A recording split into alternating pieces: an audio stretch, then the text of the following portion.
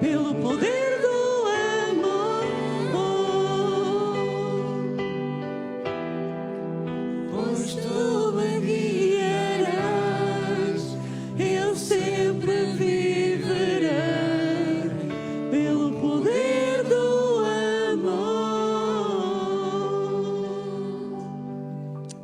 Amém. Que o Senhor possa abrir os nossos corações para a mensagem que nos vai ser transmitida aqui esta noite pelo nosso irmão Moisés. Amém.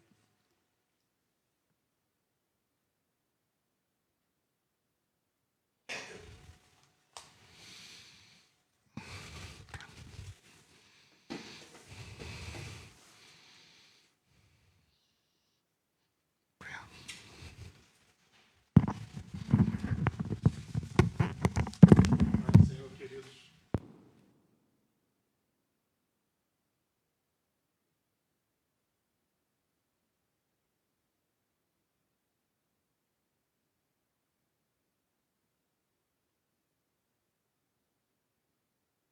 Agora sim.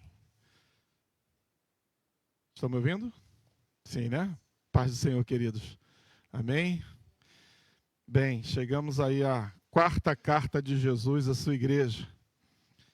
É desafiador a gente ler essas cartas e estudar e entender que Jesus quer uma igreja santa, uma igreja que seja fiel, uma igreja que seja dedicada. E, irmãos, não tem coisa melhor do que estarmos no centro da vontade do Senhor.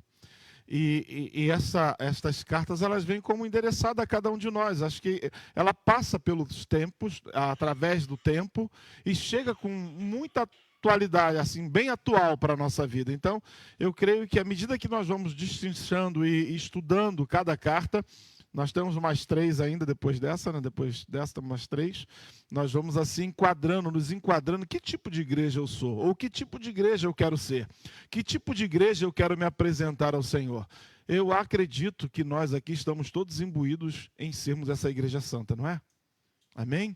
Irmãos, uma igreja que ela tem relevância, é essa igreja, a igreja santa. Nós estamos, essa carta à igreja de Tiatira é muito atual, porque nós estamos na época do carnaval e lá no Brasil tem pastores abençoando o carnaval, assim, compactuando com tudo aquilo. Tem pastores fazendo sincretismo com Iemanjá, assim, dando presente para Iemanjá.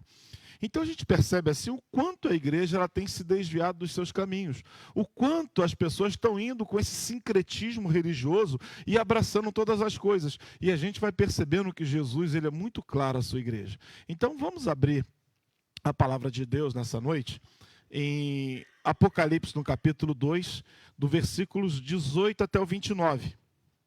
Essa é a quarta carta de Jesus. Agora ele escreve à igreja de Tiatira. Lembrando que todas essas igrejas estão na Ásia Menor, na atual Turquia, né? Elas estão todas ali, elas eram ali, estavam ali.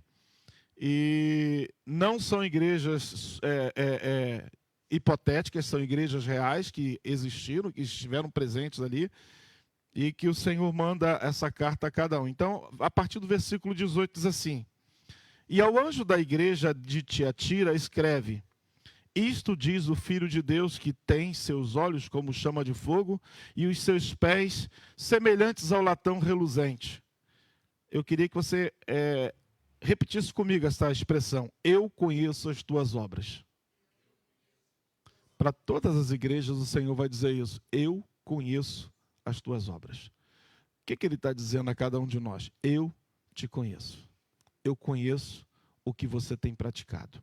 Eu conheço o que você tem feito. E ele vai acrescentar aqui para a igreja de Tiatira: eu conheço as tuas obras, e o amor, e o serviço, e fé, e a tua paciência, e que as tuas últimas obras são mais do que as primeiras.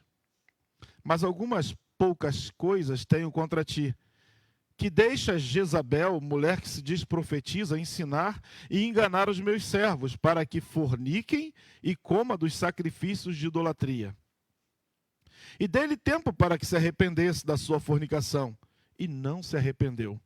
Eis que porei numa cama, e sobre os que adulteram com ela virá grande tribulação, se não se arrependerem das suas obras. E destruirei com morte os seus filhos, e todas as igrejas saberão que eu sou aquele que sonda as entranhas e os corações, e darei a cada um de vós segundo as vossas obras.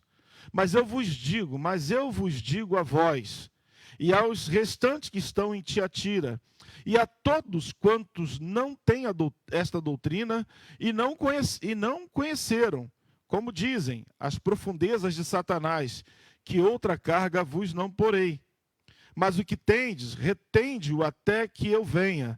E ao que vencer e guardar até o fim as minhas obras, eu lhe darei poder sobre as nações, e com vara de ferro as regerá, e serão quebradas como vasos de oleiro, como também recebi de meu Pai. E dar-lhe-ei a estrela da manhã. Quem tem ouvidos, ouça o que o Espírito diz às igrejas. Vamos repetir esse último verso? Quem tem ouvidos, ouça o que o Espírito diz às igrejas. Vamos orar? E agradecendo a Deus já que a chuva deu uma estiada, né? Nós temos orado, pedindo ao Senhor que retenha a chuva. O grupo de oração tem pedido ao Senhor que Ele intervenha nesse processo da natureza. Portugal está sofrendo. É interessante que o Brasil também está sofrendo, tanto chove aqui quanto lá que é verão. Verão, a chuvarada de verão, muitos lugares alagados. Vamos orar então pedindo ao Senhor misericórdia. Senhor, nós te agradecemos pela tua igreja aqui reunida, Senhor. Ó Deus, uma igreja que está com compromisso de andar em santidade, de ouvir a tua palavra, aprender da tua palavra e ouvir a tua voz, Senhor. Nós queremos, Senhor, ter os ouvidos abertos para o que o Senhor tem a dizer à sua igreja. Fala conosco nessa noite, Senhor. E nós continuamos a orar por Portugal, a interceder por esta terra, Senhor, que está sofrendo com tanta chuva. Nós pedimos, Senhor, segura essa chuva, Senhor. Há uma previsão de que virá muito mais águas, mas, Senhor, Tu és aquele que dá ordem às ondas, o mar e o vento. E nós pedimos, Senhor, tem misericórdia desse povo, Senhor. Nós te clamamos em nome de Jesus. Amém. Irmãos queridos, nós chegamos aí em mais uma carta e eu queria trazer para os irmãos o contexto dessa igreja, onde essa igreja estava localizada. Então, o que acontecia com a igreja, com a cidade de Tiatira? Primeiro que ela era bem constituída e a forma de organização da cidade, ela tinha assim umas guildas, tipo uma cooperativa ou como se fossem os sindicatos de hoje. Então, cada profissão tinha um sindicato, tinha umas guildas em que o trabalhador tinha que estar associado ali para poder receber emprego, trabalho, ser notado, fazer rede de ligações. E quem não estivesse ligado às guildas, eles não teria trabalho, não tinha como trabalhar, não tinha como prosperar. Ele sofria socialmente, financeiramente. Então, o negócio era muito difícil. Só que essas guildas, elas não eram só uma coisa de trabalho, era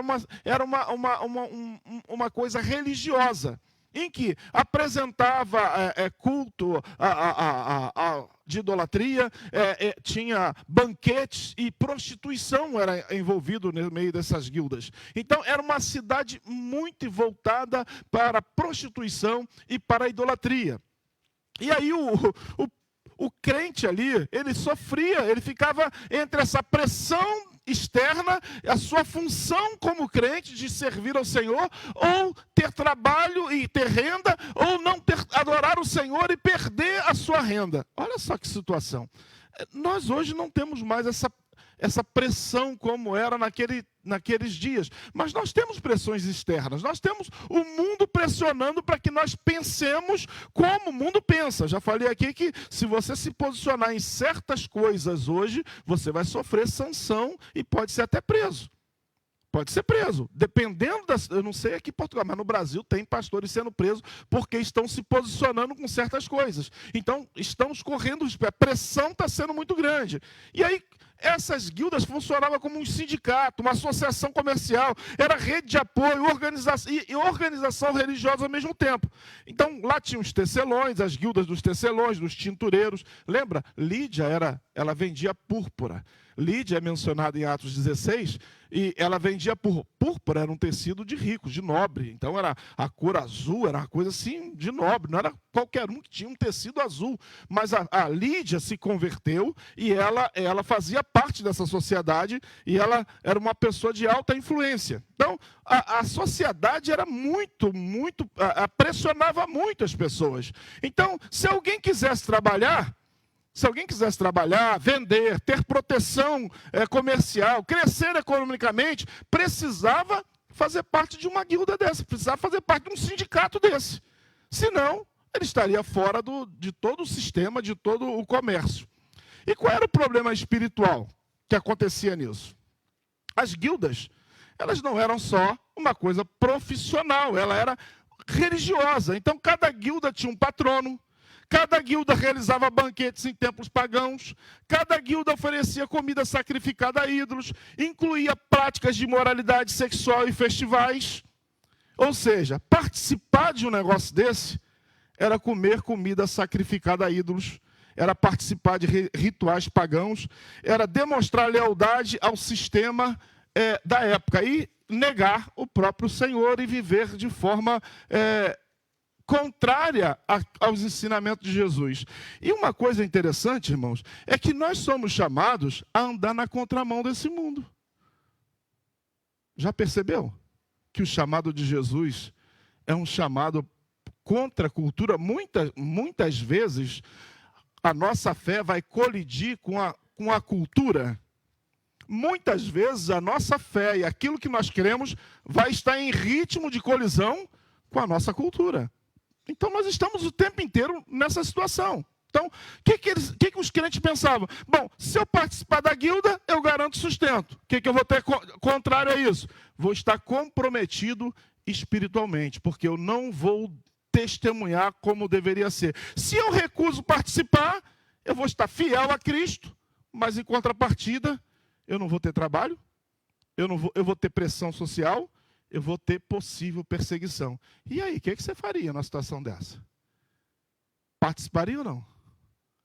Nós estamos o tempo inteiro, irmãos, dentro dessas escolhas hoje. Você pode não perceber, mas o tempo inteiro nós estamos fazendo escolhas. Ou nós estamos nos posicionando ao lado de Jesus, ou nos posicionamos contra o Senhor. O tempo inteiro, se você prestar atenção, é assim a vida. E esses irmãos estavam nessa situação. E aí, o que encontra no meio dessa igreja? Lá tem uma mulher que se autodenominou profetiza, ela se autodenominou porque não foi Deus que a denominou. Ela se autopromovia como sendo profetisa. O Senhor vai dizer que tem lá Jezabel, que se autopromoveu e se autodenominou profetisa. E o que ela fazia? Ela ensinava que podia muito bem participar dessas coisas. E que podia participar da fornicação e podia comer comidas oferecidas a ídolos. Vamos dar uma olhadinha, olha só, capítulo 2, versículo 20. Primeiro Jesus vai dizer, eu conheço as tuas obras, o amor, o serviço, a tua fé, a paciência, e que as tuas obras são mais do que as primeiras. Jesus vai exaltar essa igreja, vai elogiar essa igreja, porque era uma igreja operosa. Preste atenção, essa igreja era uma igreja operosa. Olha só o que Jesus elogia. Ele diz assim, eu conheço as tuas obras. Era uma igreja que tinha obra, não era uma igreja qualquer. Eu conheço as tuas obras e o que mais? O teu amor, e o serviço, e a tua fé, e que as últimas obras são mais do que as... Então, uma igreja que cresceu. Olha, essa igreja é uma igreja madura. Tinha gente de fé sólida ali, tinha pessoas com substância, que você olhava para aquelas pessoas, essa igreja é uma igreja madura. Porém, Jesus vai dizer umas coisas mais. Porém, mas pouca coisa tenho contra ti.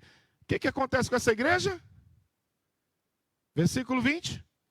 Mas algumas poucas coisas tenho contra ti, que deixas quem? Jezabel, estão lendo aí? Mulher que se diz profetiza, ensinar e enganar os meus servos para que forniquem e comam dos sacrifícios da idolatria. O problema não era a mulher ensinar. O problema é que essa mulher ensinava a participar do pecado. Qual é a reclamação de Jesus com relação a essa igreja? Não é que a igreja praticava a imoralidade, mas tinha alguém lá que ensinava a imoralidade, que não ensina, com doutrina falsa, que levava e desviava as pessoas do caminho do Senhor. Essa era a queixa do Senhor com relação à igreja de Tiatira.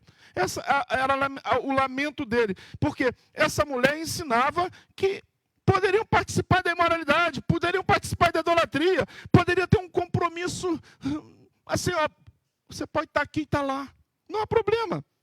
Então, a reclamação do Senhor é um chamado para que essa igreja ela se arrependa disso.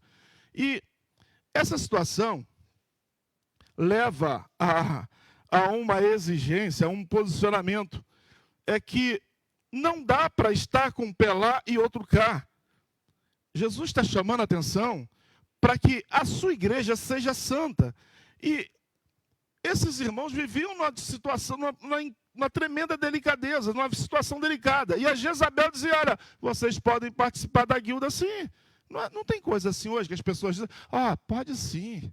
Não tem problema nenhum. Não, isso aí pode. Pode. Olha, o que Jesus está dizendo é que não pode. O que não pode, não pode. Não tem jeitinho para a igreja.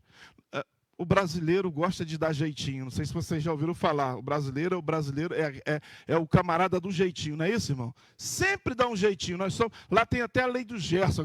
Alguém denominou a lei do Gerson, que é a lei do mais esperto.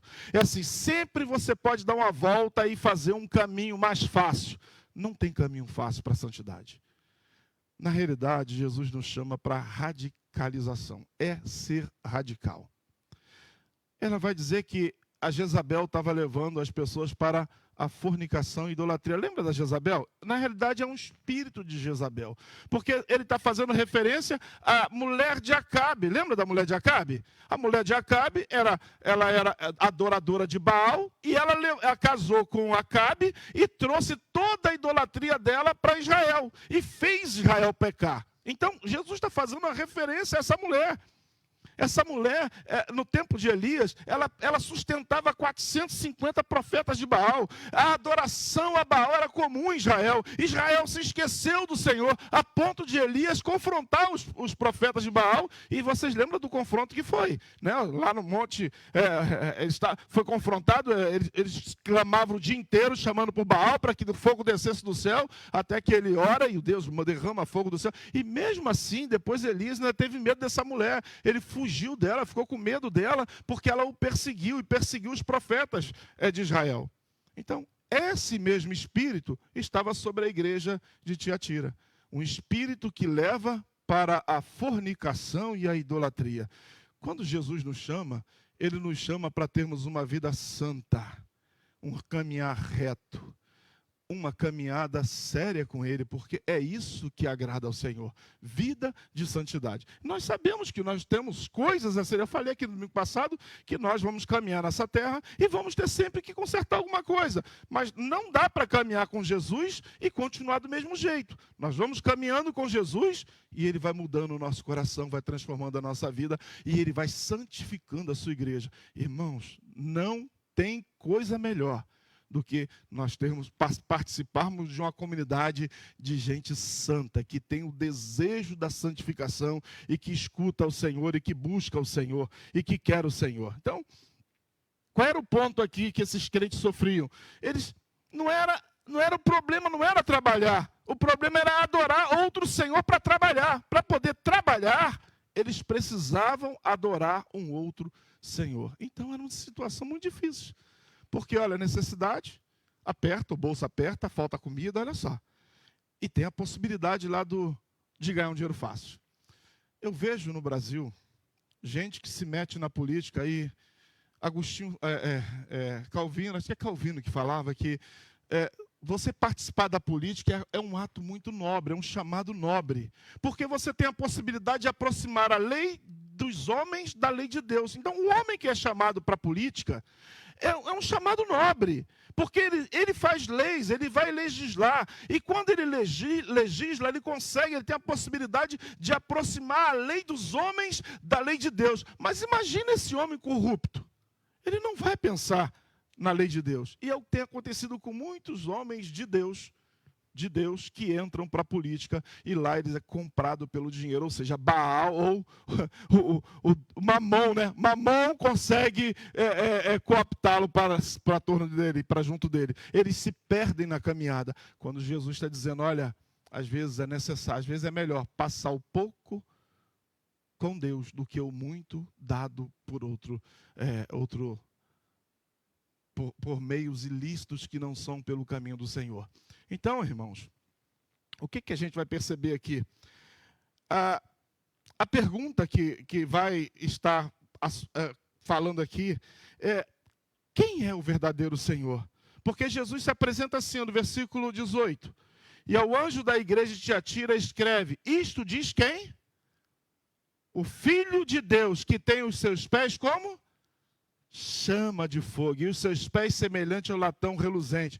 Os olhos como chama de fogo, está dizendo assim, olha, eu vejo as intenções do coração.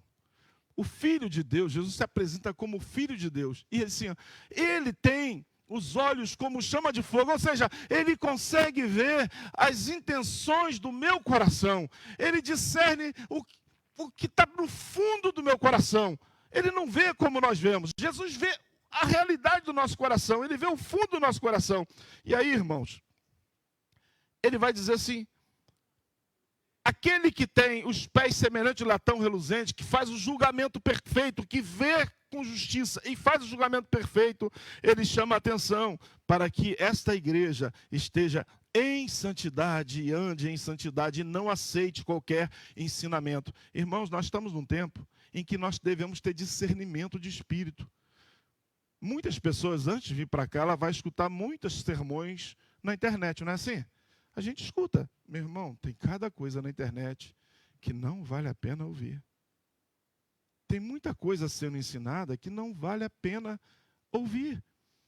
Eu lembro que eu fui para o seminário, numa das matérias do seminário, seria exegese do Apocalipse. Eu falei, puxa, eu vou adorar essa matéria. O professor, com 3 doutorados, ele veio dizer que tudo era mito. A Bíblia, tudo era mito. Noé é mito, Adão é mito. Tudo é... Falei, desculpa, professor, mas eu vou levantar e vou embora, porque não me interessa aprender sua matéria. Se você quiser me reprovar, reprove. Se quiser me aprovar, aprove. Eu levantei e fui embora. Ele me aprovou, acabou me aprovando. Mas olha, a gente pensa que vai para o seminário aprender uma coisa boa, chega lá, eles querem destruir a sua fé. Destruir a sua fé. Então nós não podemos assistir, ouvir qualquer coisa. Nós devemos pedir ao Senhor discernimento e prestar atenção o que o Espírito diz às igrejas nesse tempo. Cuidado com o que você está ouvindo. Cuidado com aqueles que ensinam o caminho fácil. Olha, pode ir pelo caminho torto sim. Olha, Deus perdoa. Olha, ele tem paciência, mas ele não perdoa. Ele perdoa se houver arrependimento. Olha o que ele vai dizer. Versículo 20 diz assim: mas algumas poucas coisas tenho contra ti, que deixas Jezabel, mulher que se diz profetiza, ensinar e enganar os meus servos. O que essa mulher fazia? Enganava os servos do Senhor para que fizesse o quê?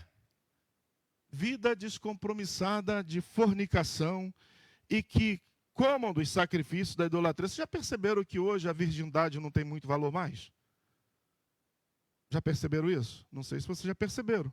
Mas mesmo dentro das igrejas, não há mais um valor pela virgindade. Talvez se você pergunte no meio de um monte de jovens assim, quantos aqui são virgens? Eles vão dizer, não são. Está todo mundo transando, todo mundo já é fornicando. E parece até meio pesado você falar sobre essas coisas. Quando você fala assim, olha, fornicação é pecado. O que essa Jezabel ensinava é que eles poderiam viver em fornicação. Eles poderiam viver no sexo fora do casamento e descompromissados de qualquer maneira. Poderiam viver a vida de qualquer maneira e estarem dentro da igreja e se achando filhos de Jesus. Jesus está dizendo assim, ó, eles estão sendo enganados com esse ensino. E aí, versículo 21, o que ele faz? Dei-lhe tempo para que se arrependesse da sua fornicação e não se arrependeu. Ainda com essa Jezabel, o Senhor dá tempo para arrependimento. Porque o Senhor sempre deseja o nosso arrependimento. tudo que ele faz, tudo que ele trabalha no nosso coração, a palavra que ele manda, os alertas que ele dá, o Senhor, ele é paciente, porque ele dá tempo de arrependimento para cada um de nós. Ele vai nos levando por um caminho para que no meio dessa caminhada, no nosso coração, o nosso coração duro seja partido e nós possamos reconhecer a nossa miséria, o nosso pecado. Ele trabalha assim, eu dei tempo a esta mulher, eu dei tempo para arrependimento, mas ela não se arrependeu. Aí o que ele vai fazer? Todo pecado tem consequência. Não tem pecado sem consequência. Não há pecado que não tenha consequência. E ele diz assim, eis que porei numa cama, e sobre os que adulteram com ela virá grande tribulação. Ainda assim, a tribulação é para arrependimento.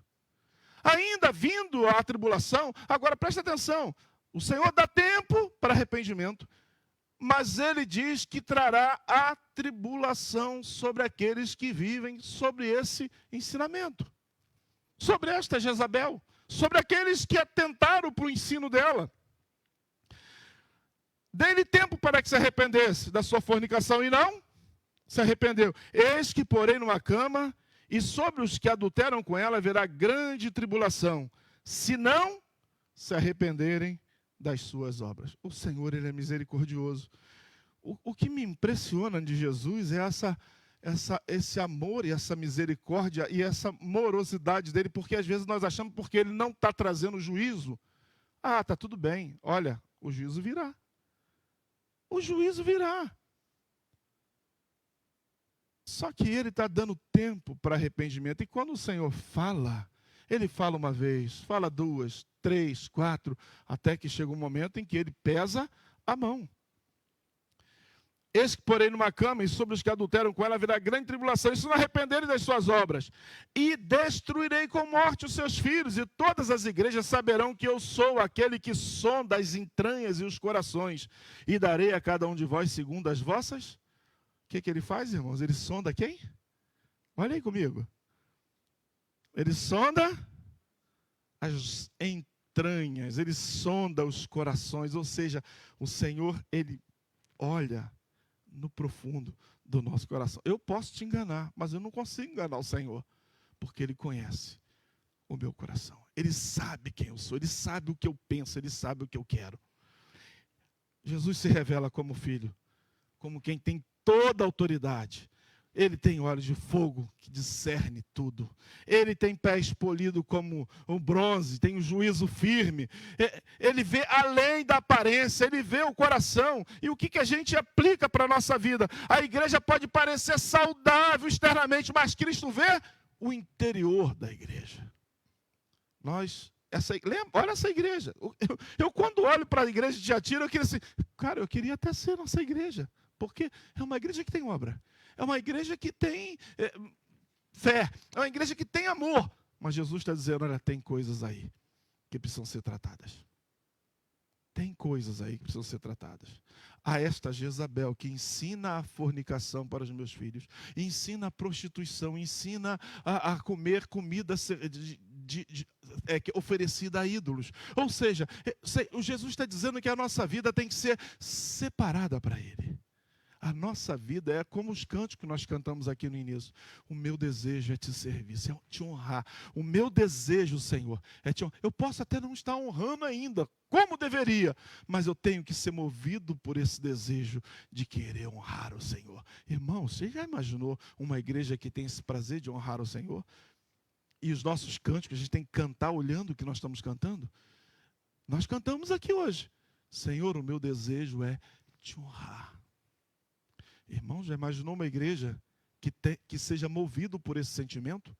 De honrar o Senhor. E não é honrar só aqui. Eu já falei no domingo passado que quando nós saímos ali naquelas portas é o nosso campo missionário.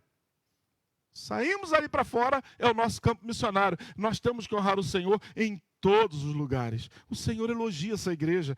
Que qualidade essa igreja tem? Amor, fé, serviço, perseverança, cresceu nas últimas obras. Uma igreja que é ativa e crescente. Era uma igreja que crescia, irmãos. Não era uma igreja estagnada. Era uma igreja que crescia. Nós devemos pedir ao Senhor crescimento, não devemos? Eu quero crescer. Eu quero ver esses bancos todos cheios. À medida que nós testemunhamos do Senhor, nós passamos a ser atrativos ao mundo, às pessoas.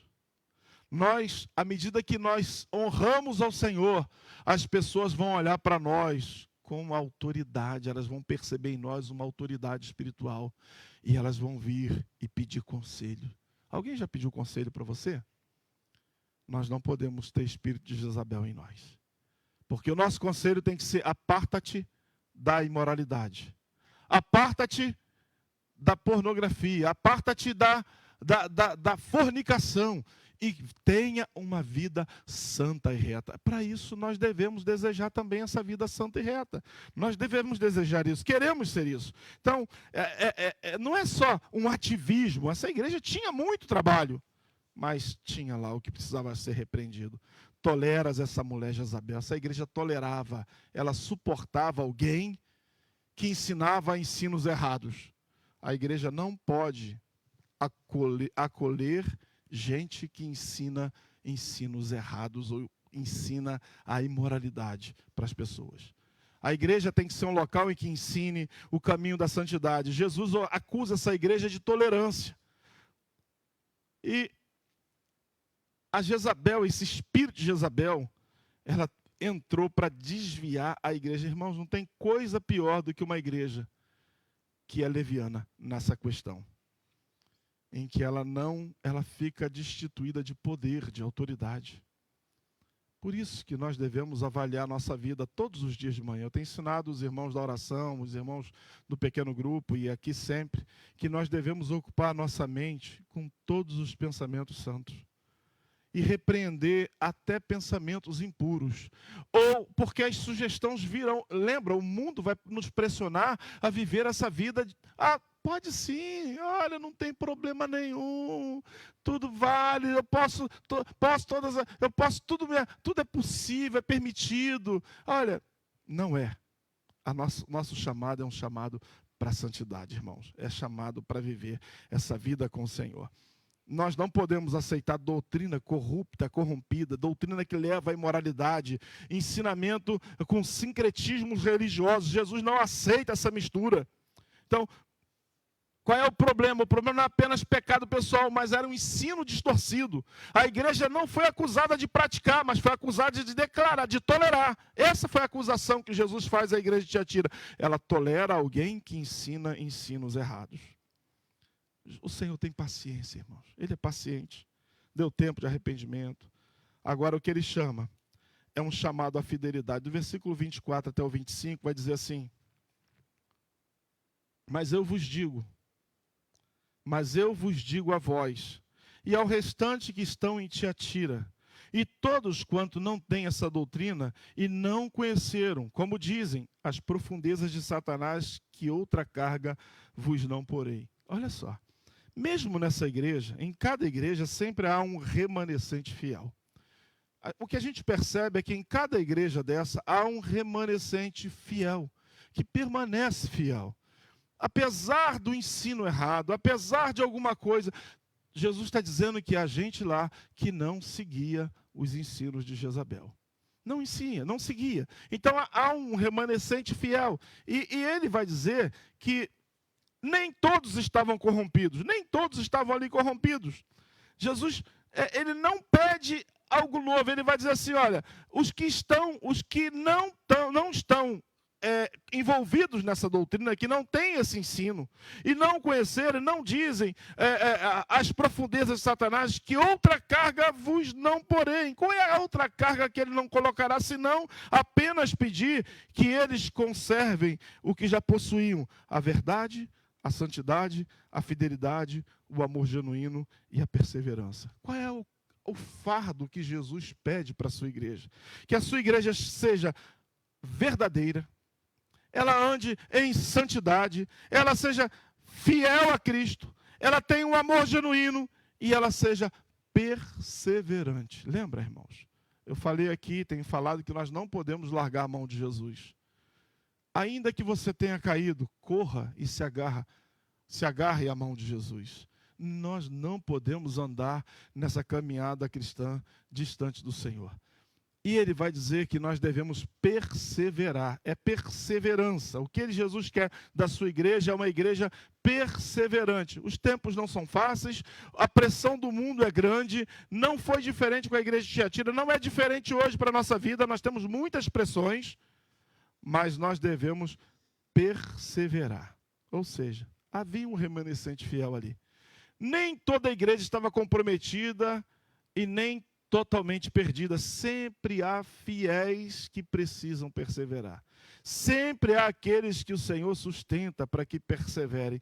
Mas Cristo não pediu nenhuma inovação. Olha, Cristo não pediu para pintar a igreja de outra cor. Ele não pediu para botar coisas para acionar e chamar a atenção. O que ele pede é perseverança. Uma igreja que persevere em santidade. Nós não precisamos de nada mais, nada menos do que uma igreja que persevere em santidade. Por isso é extremamente importante que cada membro de Águas Santas tenha uma consciência de santidade do Senhor que serve. Nós servimos a Jesus, o Filho de Deus, aquele que deu a vida por nosso resgate, morreu na cruz pelos nossos pecados.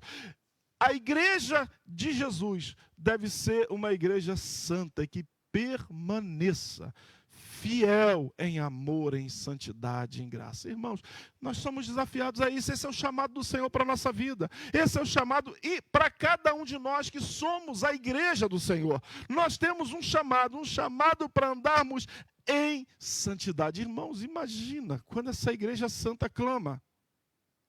Imagina quando essa igreja santa se achega para adorar o Senhor, ela sabe a quem está adorando. Por isso que o culto, o período de louvor não é preparação para a palavra, o período de louvor é o momento em que a igreja se levanta para adorar o Rei dos Reis, aquele que é digno de receber o nosso louvor e a nossa adoração. Então, quando nós nos reunimos e os irmãos vêm para cá com seus instrumentos, é para nos ajudar, para que nós, todos juntos, possamos entrar diante do trono da glória e prestar o nosso culto com mãos santas, sem ira, sem contenda, mãos que se levantam para adorar. Irmãos, o inferno treme diante de uma igreja assim, e o céu se alegra, se regozija com uma igreja assim.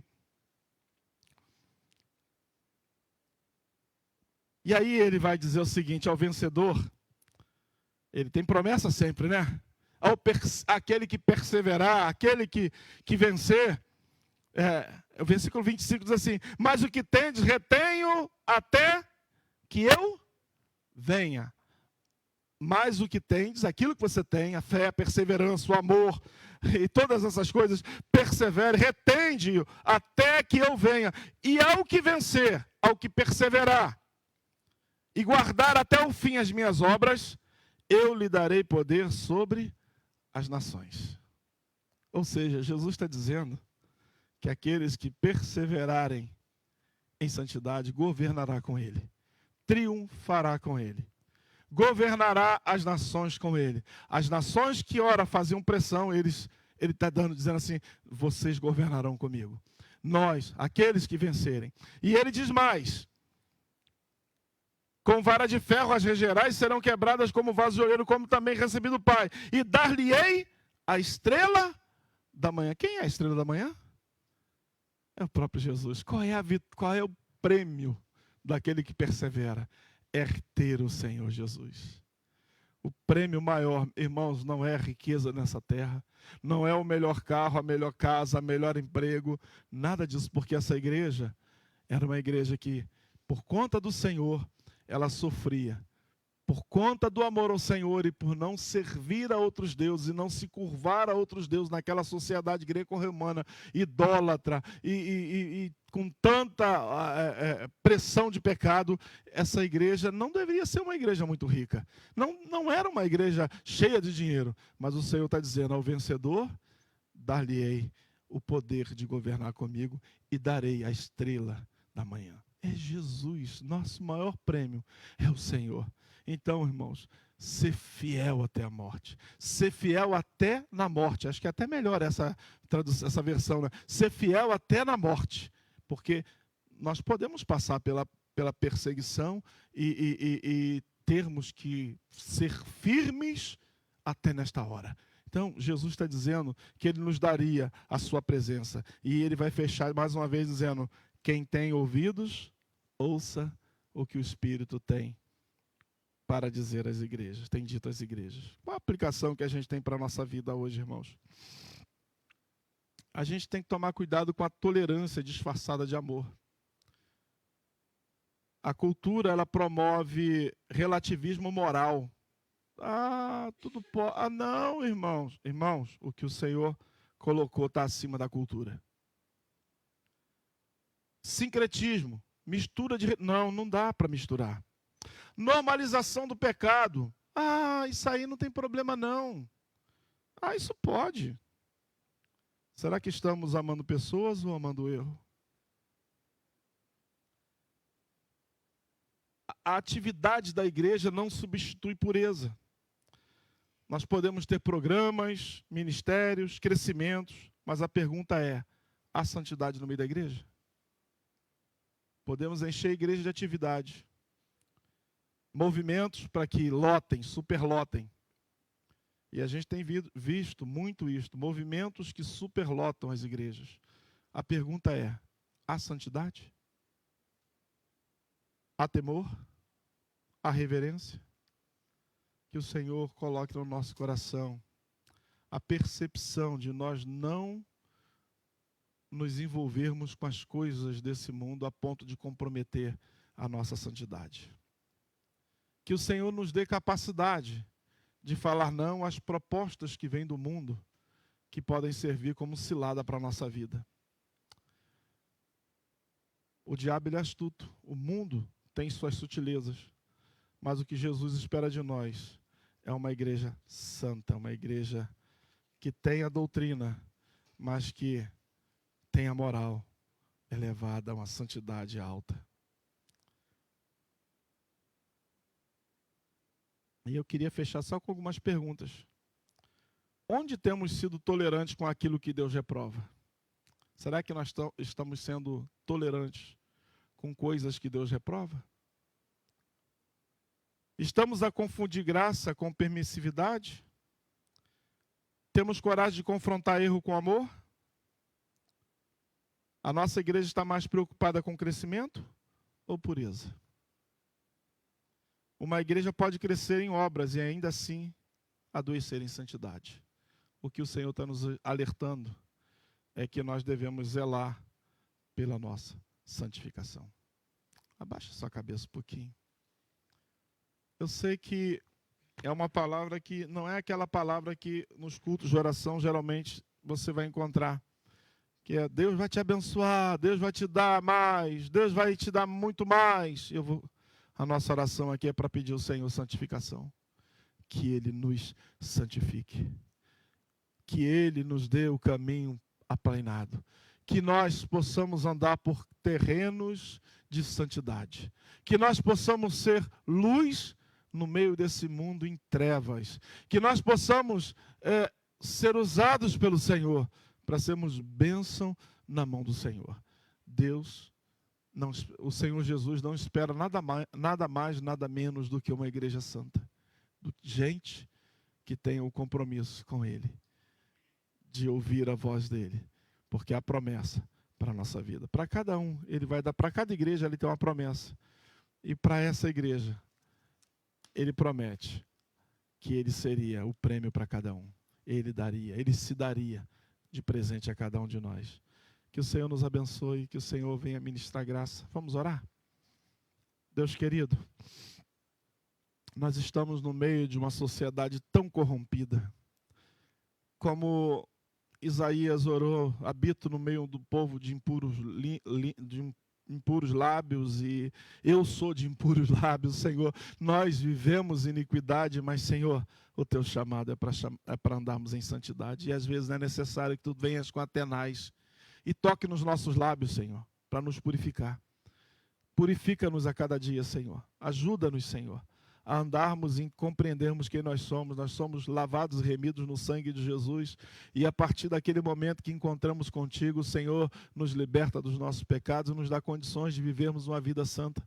Andando contigo, Senhor, eu tenho condições de vencer os meus vícios, vencer a prostituição, vencer as mazelas da vida e andar em santidade contigo. Ensina-me, Senhor, a andar em santidade.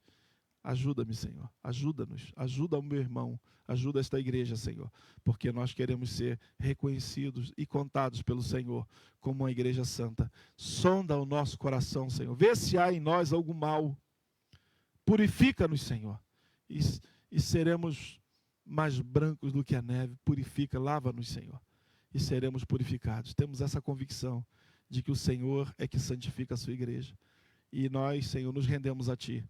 Perdoa os nossos pecados, apaga as nossas transgressões e nos ajuda, Senhor, a caminhar reto na Tua direção. É o que eu te peço em nome de Jesus. Amém. Vamos ter nosso momento de oração, irmãos. Abra o seu coração e clame ao Senhor.